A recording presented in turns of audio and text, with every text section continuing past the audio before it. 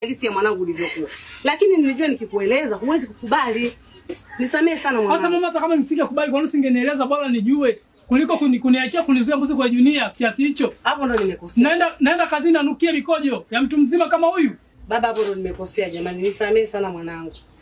Wala sikutegemea kama inaweza kutokea hivyo, lakini sasa nitafanyaje? Sema kwa kuwa nakuheshimu sana mama, lakini mama, hii tabia hii ya kama unajua mtoto wako ana kasoro, naomba unaisema, unaongea, mtu ajue, sio kumficha mtu.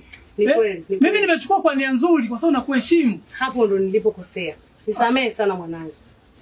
Nisamehe sana. Tusamehe mama, tusamehe. Hamna shida. Angel mwanangu, inuka. Nisamehe mama. Ni hasira tu pia. Sawa sawa. Asante mama. Haya mwanangu. Usijali mama.